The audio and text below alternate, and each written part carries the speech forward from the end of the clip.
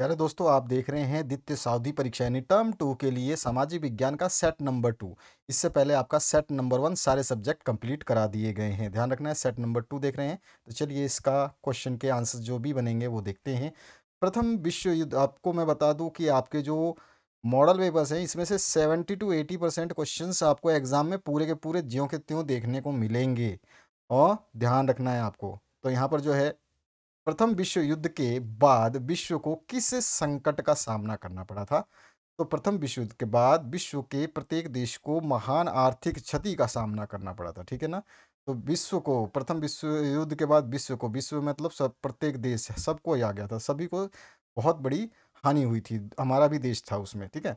और एक चीज़ और आपको बता दूं मैं, कि जो आप ये पेपर देख रहे हैं इसका मैंने इंग्लिश वर्जन नहीं बनाया है। अगर आप इंग्लिश वर्जन के लिए कमेंट करते हैं तो इंग्लिश वर्जन भी बना दिया जाएगा। इससे पहले वाला सेट जो मैंने टोटल आपके सारे सब्जेक्ट को इंग्लिश और हिंदी में ही दिया है, ये आपका सेकंड सेट जो है इसको मैं हिंदी में ही दे रहा हूँ, क्योंकि आपके इंग्लिश वाले स्टूडेंट्स जो है ज़्यादा मेरे को लग नहीं रहा कि इम्पोर्टेंस दे रहे हैं सॉल्यूशन को, ठीक है? अगर आप इम्पोर्टेंस देंगे तभी हमें पता चलेगा कि बच्चे वाकई में इंग्लिश का सॉल्यूशन चाहते हैं, क्योंकि इसमें हमारा समय लगता है एक्स्ट्रा।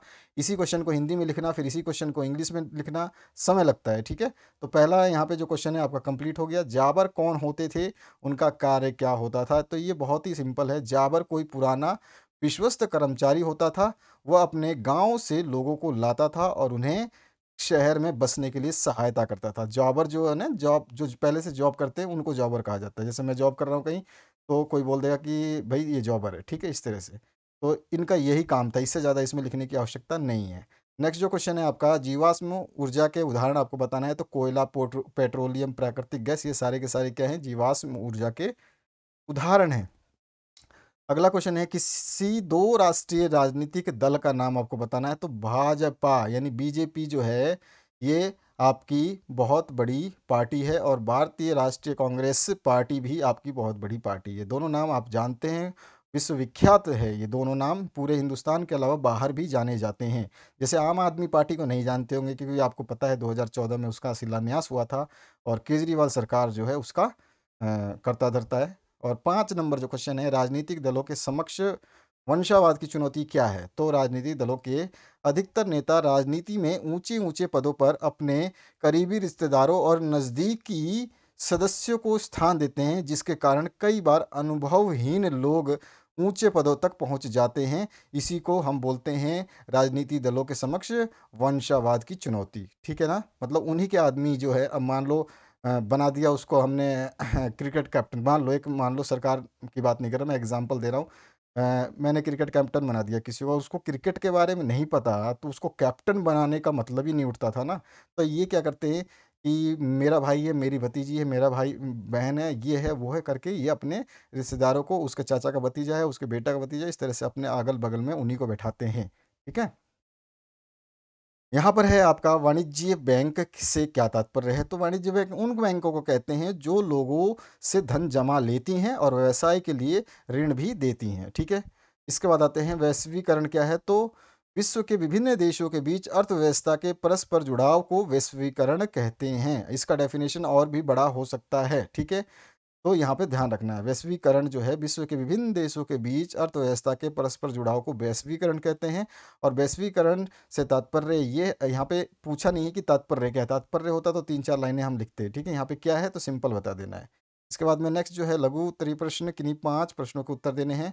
तो कौन लॉ से आप क्या समझते हैं? तो कौन लॉ जो कौन के ऊपर था, तो यहाँ पे देखिए 18वीं सदी के अंतिम दशकों में सरकार ने बड़े भूस्वामियों के दबाव में ये 2 बार भी भूस्वामी स्वामियों के दबाव में, 2 बार, एक बार इसको आप एक को हटा देना, के दबाव में कानून पास करके मक्के के आयात पर रोक लगा दी थी। जिस कानून की सहायता से मक्के के आयात पर रोक लगाई गई थी, उसे ही कॉर्न लॉ कहा गया। इसके बाद नेक्स्ट जो क्वेश्चन है, सूरत बंदरगाह 18वीं सदी के अंत तक हाशिए पर पहुंच गया था, क्यों? संक्षेप में आपको बताना है। तो ये देखिए, मशीनों का युग से पहले अंतर्राष्ट्रीय बाजार में भारत के सूती कपड़ों का दबदबा रहता था, ठीक है ना? पहले जब मशीनों का युग नहीं था, तो उस समय सूरत के बंदरगाह का बड़ा ही बोलबाला था, वहां से बहुत ज़्यादा निर्यात होते थे। पर जब यूरोपियन कंपनियों ने अपना पैर पसारना शुरू किया, तो सूरत के तट पर स्थित बंदरगाह का निर्यात कम होने लगा और वो हाशिए पर चला गया। ठीक है? समझ गया आप? यूरोपीय कंपनियों ने जब पैर पसारना शुरू किया तो यहाँ पे आयात निर्यात निर्यात जो था वो कम हो गया, क्योंकि उन्होंने जो है अपनी कंपनियां स्थापित करनी शुरू कर दी हर जगह पे, और वहां से एकमात्र जो जगह थी उसको अब जगह जगह पे बांट दिया गया था। 10वां क्वेश्चन है, भारत में प्रमुख कोयला क्षेत्रों के नाम आपको देने हैं। तो झारखंड, उड़ीसा, छत्तीसगढ़ ये प्रमुख कोयला क्षेत्रों में आते हैं। सबसे ज़्यादा आपका झारखंड जो है ये बहुत बड़ा कोयला क्षेत्र है। ठीक है? इसके बाद में आप इसके अलावा जो है बहुत सारे नदी घाटी क्षेत्र भी बहुत जो प्रमुख रूप से कोयला उनमें पाई जाती है, जिसमें रानीगंज कोयला क्षेत्र पश्चिम बंगाल में है, वहाँ पे भी आता आता है। देश का 35% कोयला उत्पादन यहीं से होता है। तो ये भी आपका एक जो है बंगाल में जो है आपका पूरे देश का 35% मिलता है कोयला। झारखंड में झरिया कोयला क्षेत्र, धनबाद जिले में बोकारो कोयला क्षेत्र स्थित है। तो इस तरह से हम कोयला क्षेत्रों के बारे में बता देंगे। उसके बाद में राजनीतिक दलों के सुधार के उपायों के बारे में आपको बताना है। राजनीतिक दलों में सुधार के लिए निम्नलिखित प्रयास किए गए। उच्चतम न्यायालय ने पैसे और अपराधियों का प्रभाव कम करने के लिए एक आदेश जारी किया है। ठीक है? इसके बाद में और बता दें, चुनाव लड़ने वाले हर उम्मीदवार को अपनी संपत्ति के ब्यौरे का शपथ पत्र देना अनिवार्य कर दिया है गया है। और उसके बाद में आपका जो है विधायकों और सांसदों को दल बदल रोकने के लिए संविधान में संशोधन किया गया है। ठीक है ना? तो इस तरह से ये आपका आंसर हो जाए। इसके बाद नेक्स्ट जो क्वेश्चन है, लोकतंत्र किस प्रकार का वैध शासन व्यवस्था है? तो लोकतंत्र एक वैध शासन व्यवस्था है। लोकतंत्र में जनता के समर्थन के बिना कोई नई सरकार नहीं बन सकती। यह केवल लोकतंत्र में ही संभव है। जब कोई सरकार अल्पमत में आ जाती है तो उसे त्यागपत्र देना पड़ता है और उसकी वैधता जो है खत्म हो जाती है। यानी कि लोकतंत्र जो है लोगों द्वारा लोगों का शासन। ठीक है?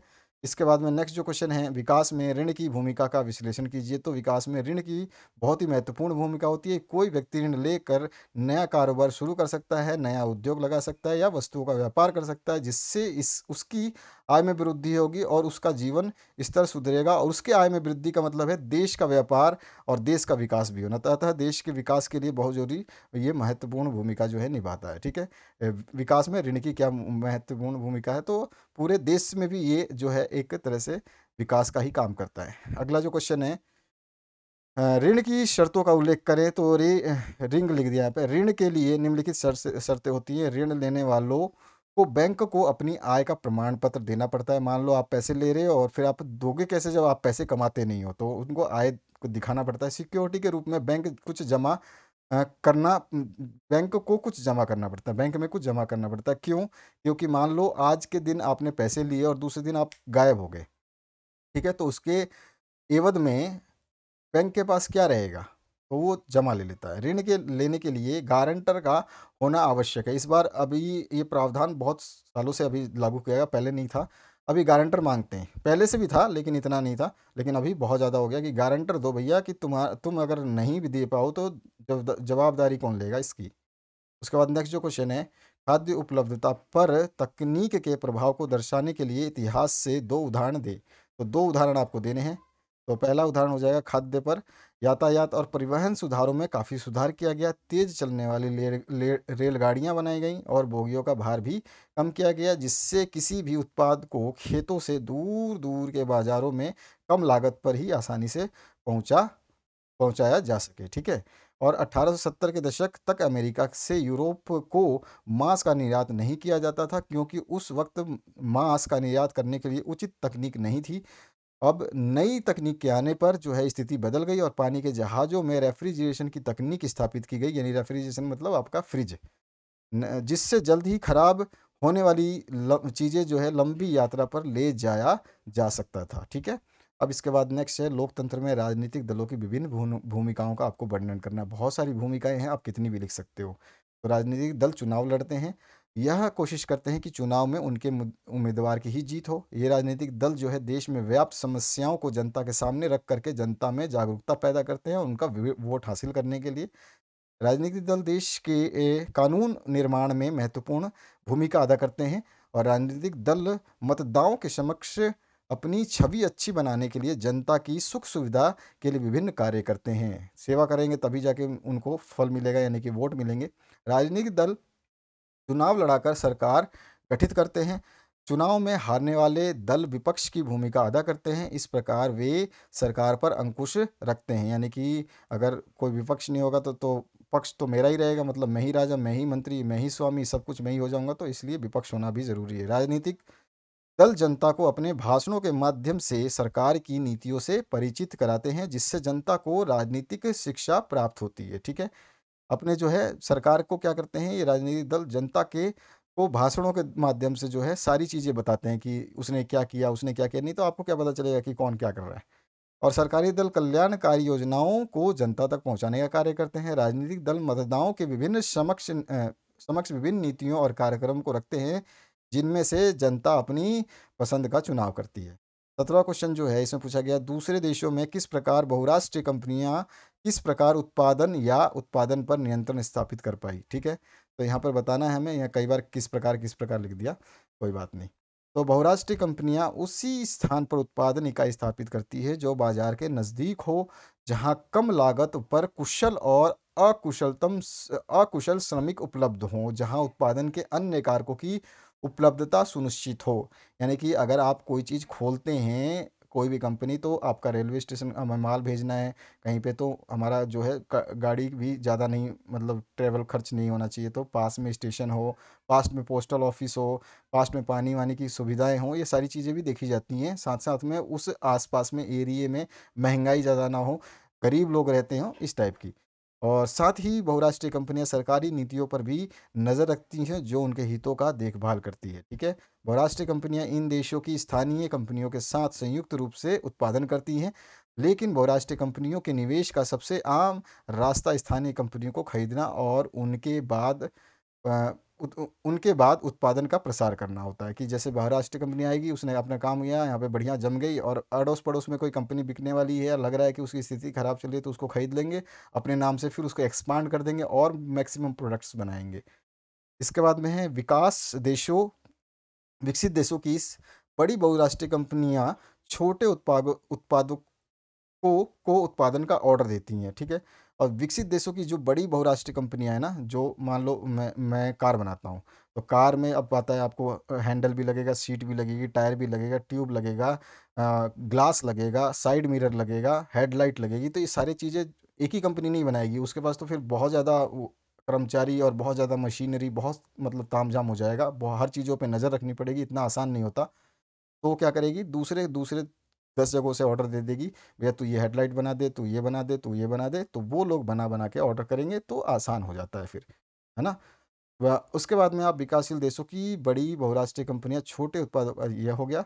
जैसे इसमें एग्जांपल है वस्त्र, जूते, चप्पल, खेल के सामान, ऐसे उद्योग है जहां विश्व में बड़ी संख्या में छोटे उत्पादकों द्वारा उत्पादन किया जाता है। ये तो बिल्कुल सही बात है, क्योंकि आपका जो है चीप चीज़ें चाहिए, सस्ती चीज़ें चाहिए, तो ये लोग उत्पादित करते हैं। अगर ब्रांडेड चाहिए तो वो लोग बहुराष्ट्रीय कंपनियाँ करती हैं। आप जाके कोई शर्ट खरीदो, बिना ब्रांड की आपको शर्ट जो है मिल जाएगी 150 रुपये, 200-300 रुपये में, ज़्यादा से ज़्यादा 500 रुपये में। और लेकिन वहीं पे कोई ब्रांड लगा होगा उस पर, रेमंड वगैरह का, तो 2500-3000 से कम की नहीं मिलेगी, सीधा 10 गुना का फ़र्क पड़ जाता है। यहाँ पे पांचवा है, बहुराष्ट्रीय कंपनियों को इन उत्पादों की आपूर्ति की जाती है, फिर इन्हें अपने ब्रांड नाम से ग्राहकों को बेचती है। तो देखो, हेडलाइट का शीशा किसी ने बनाया, मिरर किसी ने बनाया, उसने लेकिन बेचा जब मैंने, तो मैंने अपने नाम से उस पे थप्पा लगा दिया। तो ये होती है बहुराष्ट्रीय कंपनियां, ठीक है? इसके बाद आते हैं, प्रारंभिक जीवन निर्वाह कृषि का वर्णन आपको करना है।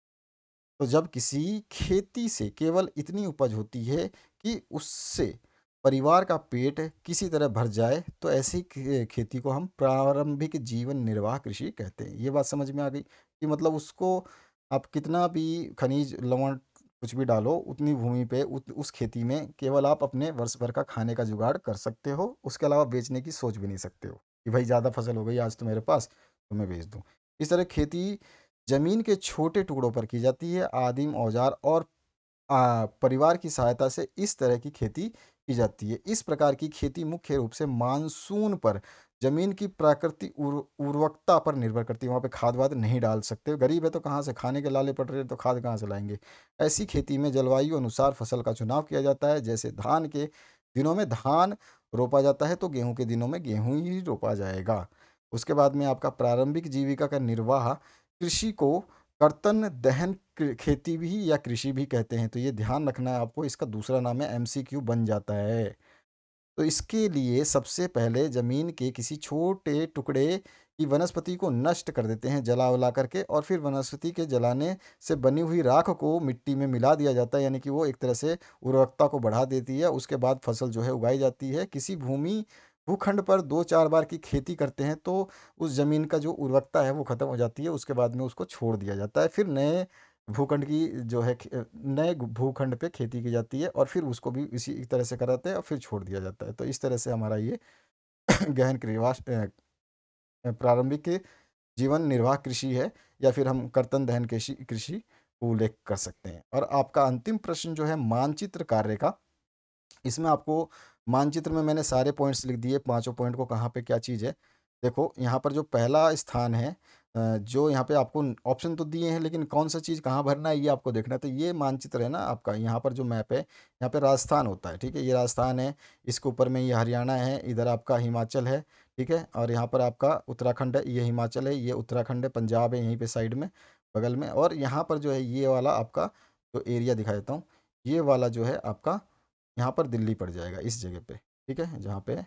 और यहाँ पर आपका जो है इस साइड में यूपी पड़ जाएगा पूरा। तो इस तरह से है आपका ये झारखंड हो जाएगा। तो ये आप तो मैप तो देख रखा है, चलो। तो यहाँ पर जो है ये राजस्थान है, इस राजस्थान में अजमेर है, ठीक है। अजमेर आपको क्या क्या बोल रहा है, देखिए, match the names of minerals producing centre and ports displayed in the map, ठीक है। तो इसमें अजमेर जो है आपका यहाँ पे आ जाएगा, ये मिनरल और आयरन और वगैरह देता है। इसके बाद में आपका जो नेक्स्ट है हजारीबाग जो झारखंड में है, ये भी आपका मिनरल ओर का जो है खजाना रखता है। इसके बाद में आपका नेक्स्ट जो है थर्ड लोह अयस्क क्षेत्र जो है, हमें हमारा जो है उड़ीसा में है, ठीक है। तो उड़ीसा में कौन है हमारा, जो है वो है आपका हमारा नाम ही नहीं दिया, ठीक है ना। तो और अयस्क क्षेत्र ही हमें बताना है, ठीक है। यहाँ पे नाम नहीं दिया कि कहाँ पे किस चीज़ को दिखाना है, और अयस्क एरिया बताया, ठीक है ना। यानी कि देखो यहाँ पे लो अयस्क क्षेत्र, तो इसको हमें केवल बता देना है कि कहाँ पे है। तो लो अयस्क क्षेत्र जो है आपका उड़ीसा में है, 3 नंबर है, और 3 नंबर जो है हमारा यहाँ पे देखेंगे तो आपका 3 नंबर यहाँ पे शो कर दोगे, ठीक है। इसके बाद में नेक्स्ट जो आपका क्वेश्चन है, इसमें क्या पूछा गया आपसे, चौथा नंबर, चौथा नंबर में आपका यहाँ पर विशाखापत्तनम, ये पोर्ट है आपका जो कि आंध्र प्रदेश में है, तो ये आ जाएगा आपका पोर्ट। और इसके बाद में नेक्स्ट जो है मंगलुरु पूछा गया आपसे, मंगलुरु जो है आपका कर्नाटक में है, और वो है 5 नंबर यहाँ पे। तो इस तरह से ये मैप वर्क हुआ। तो आपको मैप वर्क मैंने पहले भी करा रखे हैं, अगर आपने वीडियोस देखे होंगे, नहीं देखे तो कोई बात नहीं। अभी आप अपने 5 सेट को करिए तैयार, इनको हम सारे को सॉल्व कर रहे हैं, और सारे को सॉल्व करके बिल्कुल कंप्लीट डालेंगे। कमेंट करिए अगर आपको कोई और एक्स्ट्रा चीज़ रिक्वायरमेंट है, जैसे कि कई स्टूडेंट्स को इंग्लिश मीडियम में चाहिए, तो इंग्लिश मीडियम के लिए कमेंट ज़रूर करें। कमेंट करने के बाद आपके इंग्लिश मीडियम में जारी कर देंगे। अगर आप कमेंट नहीं करते हैं तो कोई बात नहीं, तब भी जारी करेंगे, लेकिन थोड़ा लेट हो जाएगा। तो आशा करता हूँ इस वीडियो से आप लोगों को हेल्प मिलेगी, और इन सभी के पीडीएफ के लिए भी कमेंट कर सकते हैं आप, फिर पीडीएफ आपको जो है समय अनुसार प्रोवाइड कर दी जाएंगी। जहाँ पर पीडीएफ होंगी हम बता देंगे कि पीडीएफ यहाँ से डाउनलोड करना है, उस पीडीएफ में क्या पासवर्ड डालना है, सब कुछ बता दिया जाएगा। Thank you very much, have a good day. Share करना, लाइक करना बिल्कुल ना भूलें।